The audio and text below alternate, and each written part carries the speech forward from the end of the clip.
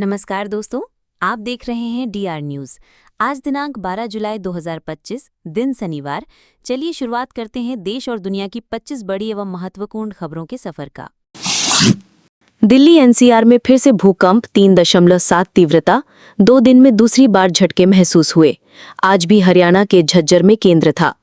National centre for सीज्मोलॉजी के मुताबिक Richter scale पर भूकंप की तीव्रता 3.7 दर्ज की गई थी। अब तक किसी के हताहत होने की खबर नहीं है। इससे पहले गुरुवार को भी दिल्ली में भूकंप के झटके महसूस किए गए थे। कल भी भूकंप का केंद्र हरियाणा के झज्जर में ही था।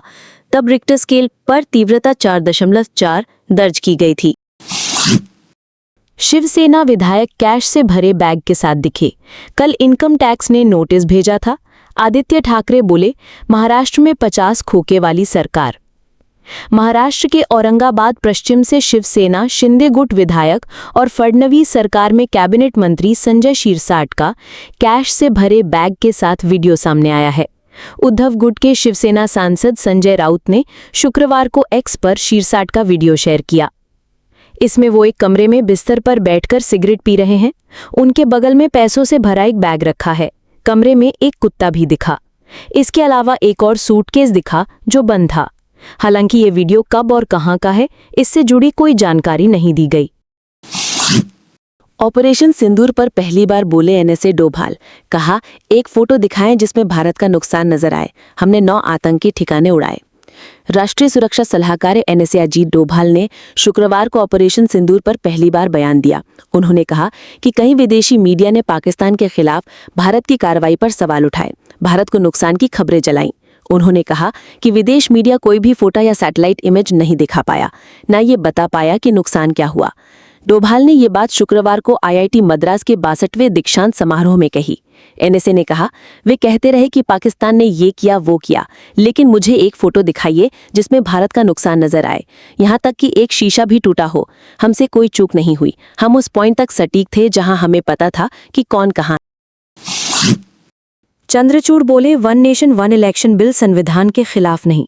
पूर्व सीजेआई ने संसदीय पैनल से कहा, चुनाव आयोग की शक्तियों पर बहस की जरूरत। वन नेशन वन इलेक्शन के लिए 129वां संशोधन बिल पर जॉइंट पार्लियामेंट्री कमेटी यानी जेपीसी की संसद भवन में शुक्रवार को बैठक हुई। इसमें पूर्व chief justice of India D Y Chandrachud और जस्टिस जगदीश सिंह केहर ने संसदीय पैनल के सामने अपने सुझाव रखे। न्यूज एजेंसी एएनआई के मुताबिक पूर्व सीजेआई चंद्रचूड़ ने कहा कि एक साथ लोकसभा विधानसभा चुनाव कराने के प्रस्ताव को लागू करने वाला बिल संविधान के मूल ढांचे को प्रभावित नहीं करता। उन्होंने कहा कि बिल में चुनाव आयोग यानी ईसी की शक्तियों से संबंधित कुछ प्रावधानों पर बहस करने की जरूरत है। पूर्व सीजेआई ने कहा कि बिल के प्रावधानों को लागू करने के लिए विधानसभा के कार्यकाल में किसी भी बदलाव का फैसला संसद को करना चाहिए, चुनाव आयोग को नहीं। जिन मामलों को टालना है उन्हें संसद की मंजूरी से किया जा सकता है। राहुल गांधी की ब्रिटिश नागरिकता के सबूत पेश। लखनऊ हाईकोर्ट में वीडियो विदेशी दस्तावेज जमा कराए, रिव्यू पिटीशन दाखिल की।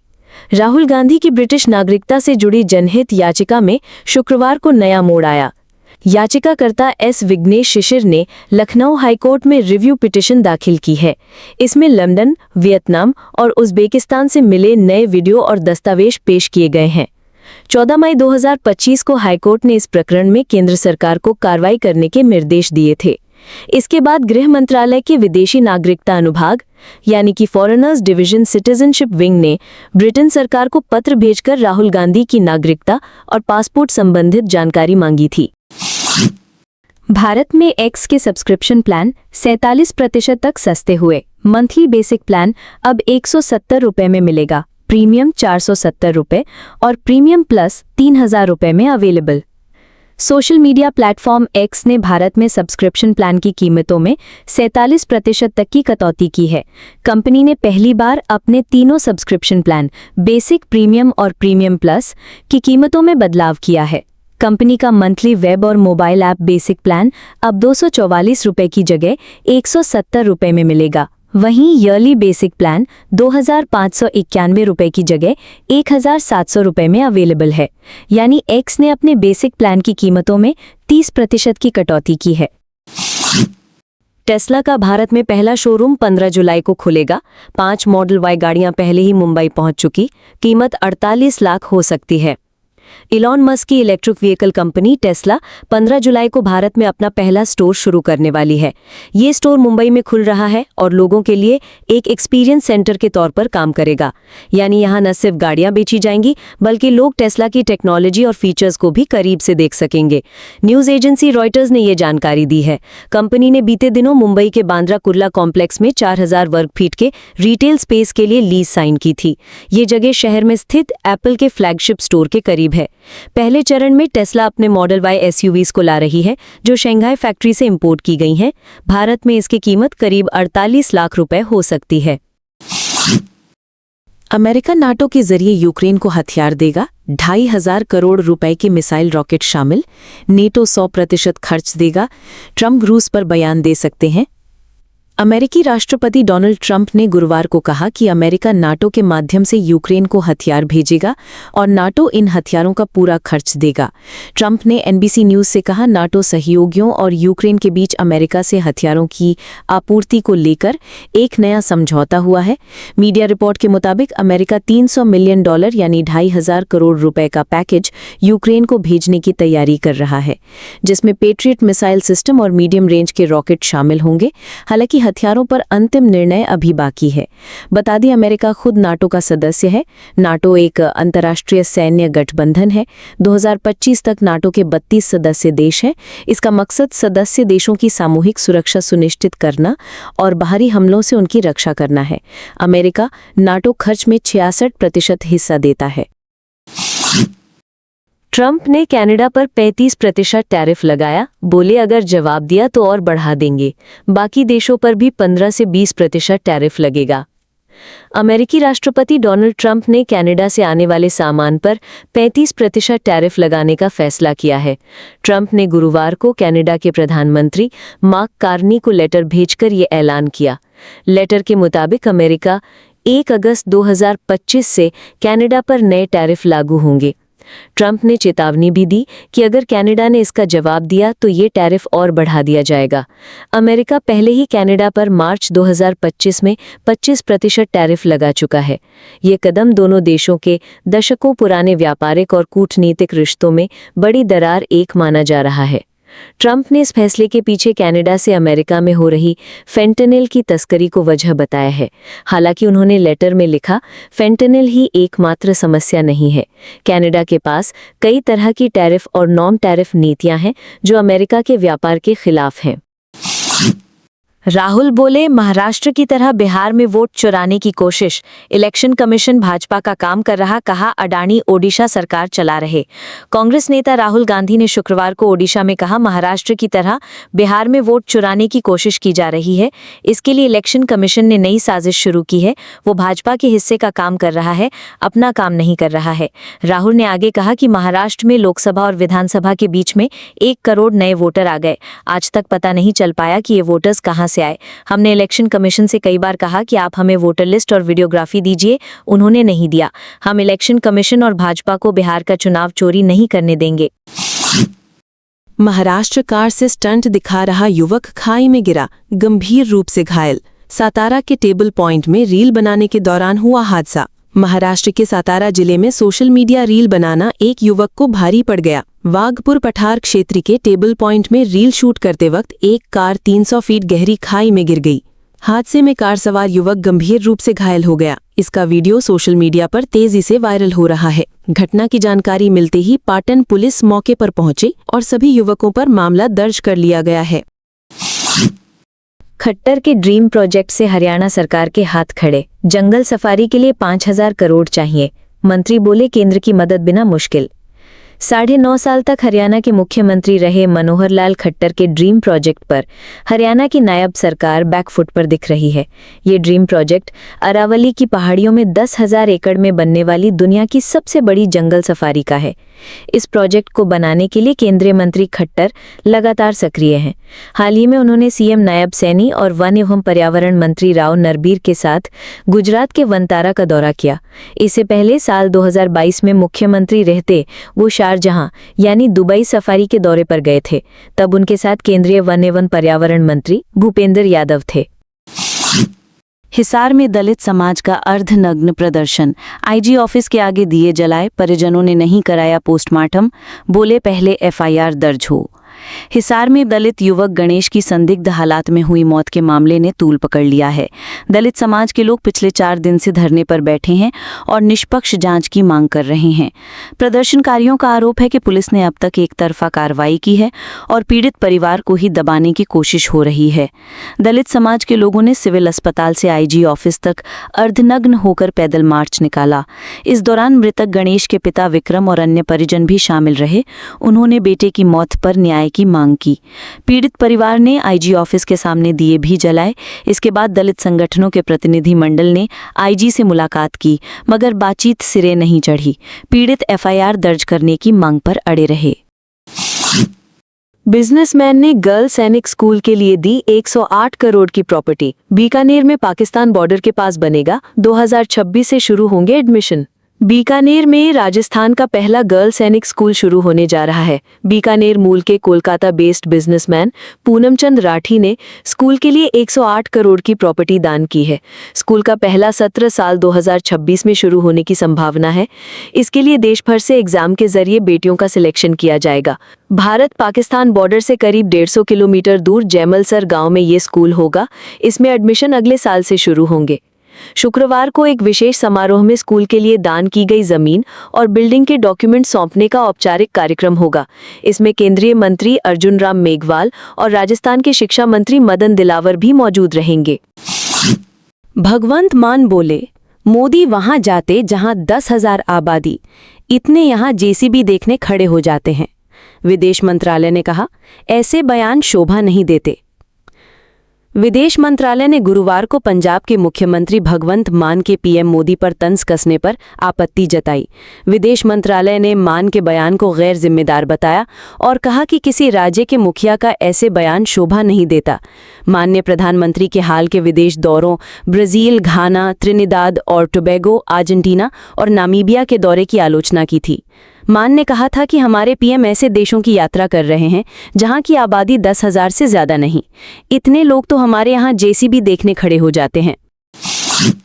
शुभांशु शुक्ला 14 जुलाई को धरती पर लौटेंगे। 4 दिन मिशन आगे बढ़ा। पहले 10 जुलाई को स्पेस स्टेशन से वापसी होनी थी।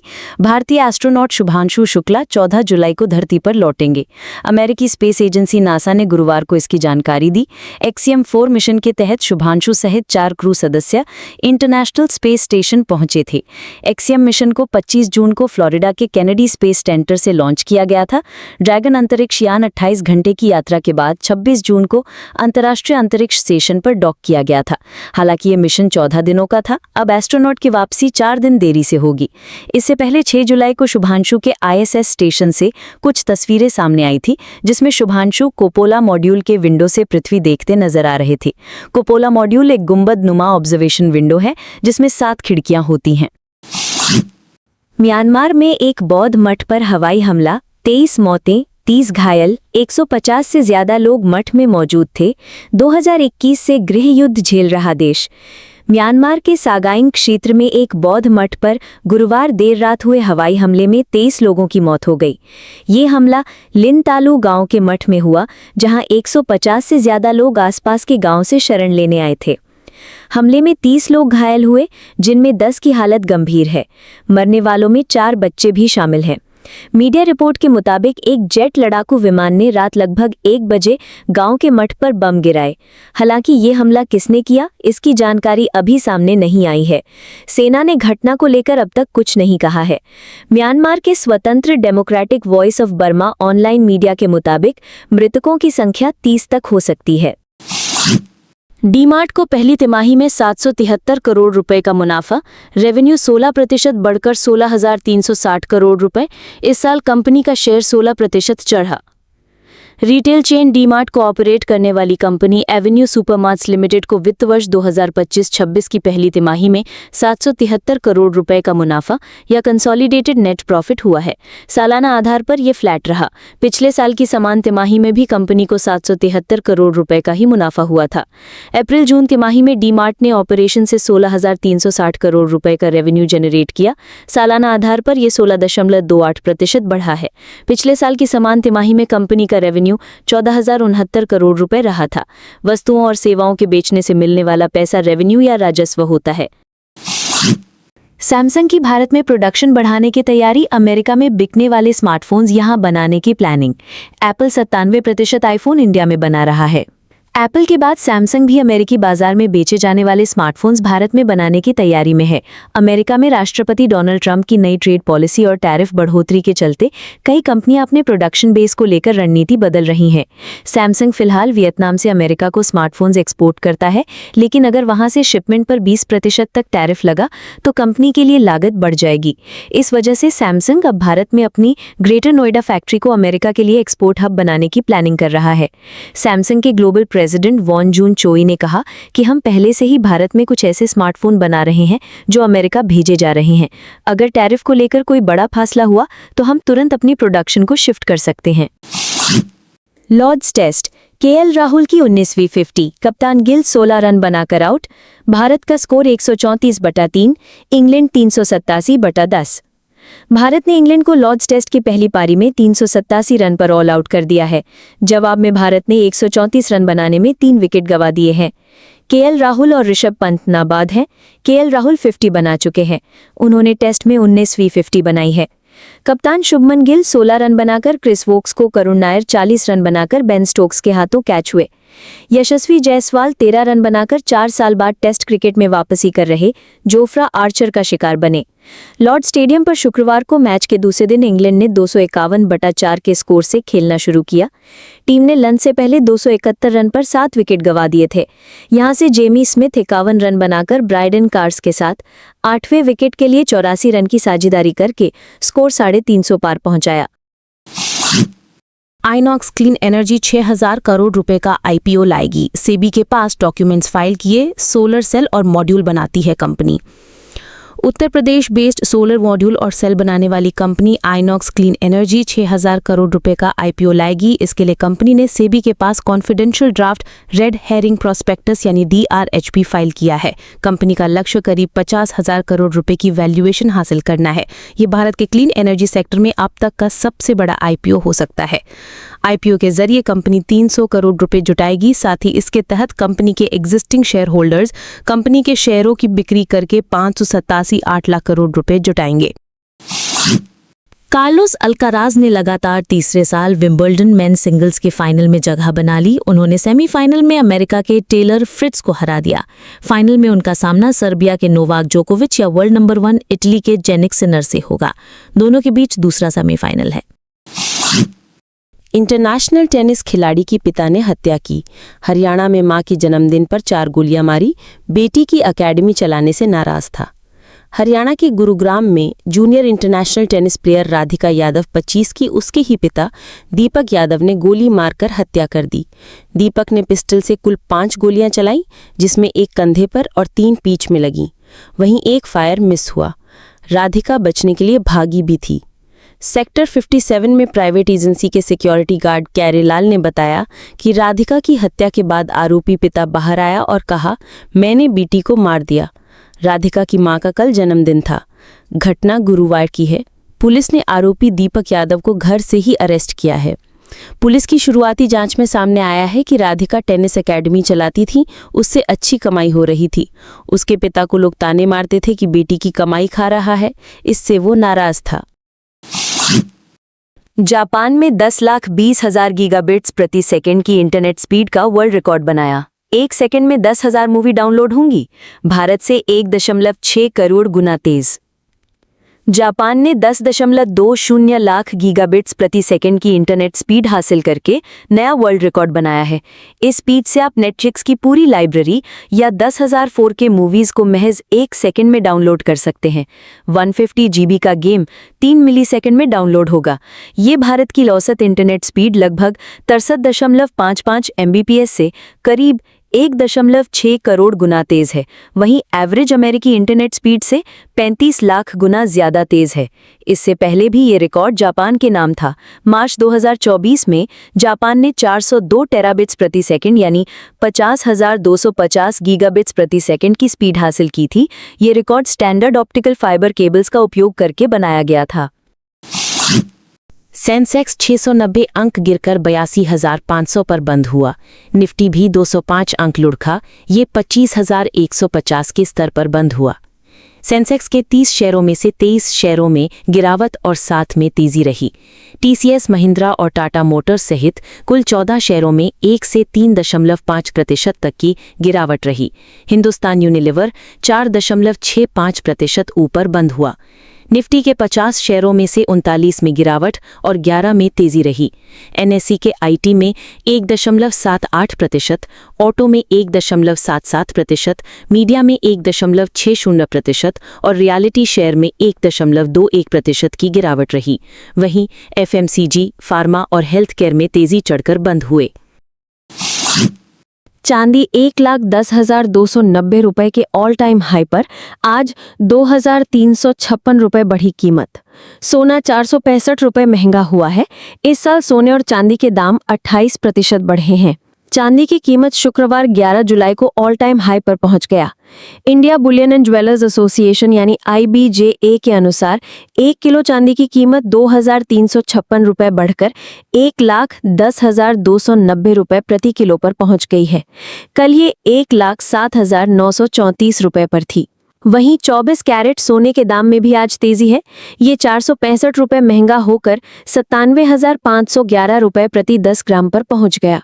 गुरुवार को सोने का दाम 97,046 रुपए प्रति 10 ग्राम था। इससे पहले 18 जून को चांदी ने 1,09,550 रुपए और सोने ने 94,554 रुपए का ऑल टाइम हाई बनाया था।